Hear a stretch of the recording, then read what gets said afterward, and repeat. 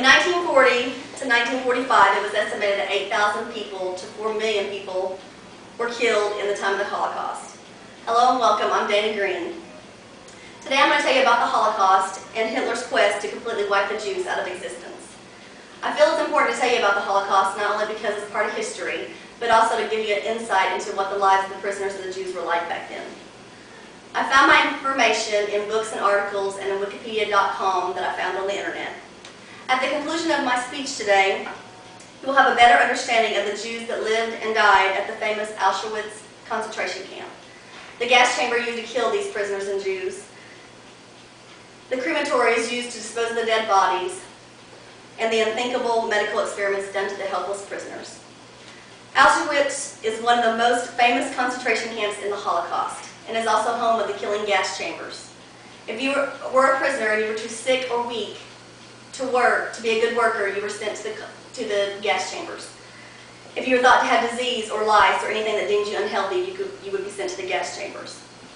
Prisoners that were taken to the gas chambers were asked to undress, and they would walk down a hall to a door that would say shower room, but that was only put there to prevent panic. Looking above, they would see 14 shower heads,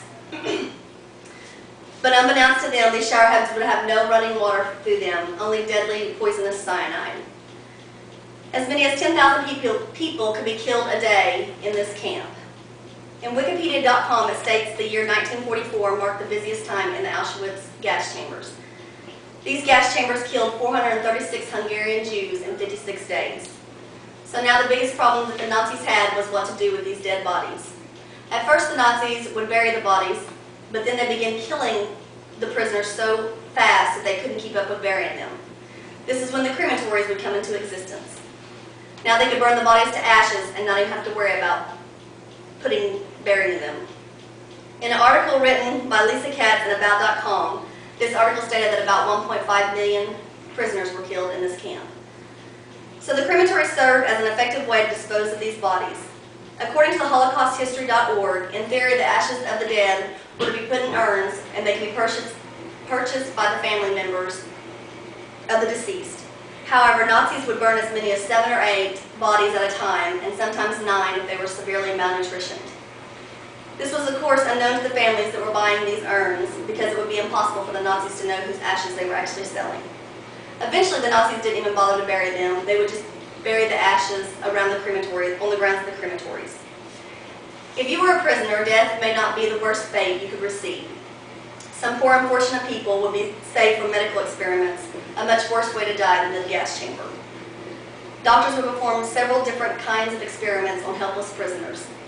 Such things as how effective x-rays would be in the sterilization process.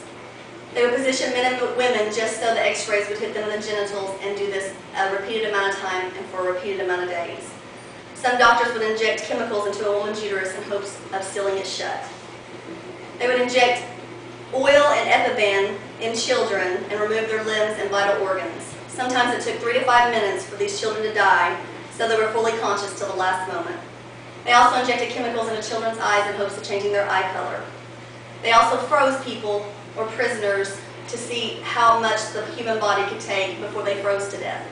They also did experiments on altitude to see how much altitude could change to cause unconsciousness and eventually death. One of the most famous doctors in the Holocaust was Joseph Mengele. He was especially obsessed with identical twins. He conducted cruel experiments in which he would induce a disease in one twin, let the disease take its course in that twin, wait till that twin died, kill the other twin, and then do a comparative autopsy. A story I found on the internet called The Final Solution, Auschwitz-Birkenau, told the story of a set of 4-year-old twins. These twins were taken by Dr. Mengele. He sewed their backs back to back, connecting their organs and their veins to make them Siamese twins. The wounds were filthy and he returned them to the camp. Gangrene set in 2 days, and it was said you could hear the children cry in pain and agony all night. On the 3rd day, the mother found some morphine and gave it to the twins so they would die and no longer suffer or be in pain. The Jews would be tortured, killed, gassed, and burned until January 1945. In January 1945, Hitler's final solution to annihilate the Jews came to an end. Fortunately, he fell short of his quest. The hideous crimes and torture of the Holocaust are something that will never be forgotten.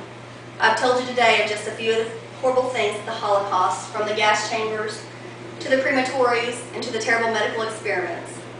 As I end here today, I would like to leave you with a quote from George Santayana. He wrote that those who do not study history are doomed to repeat it.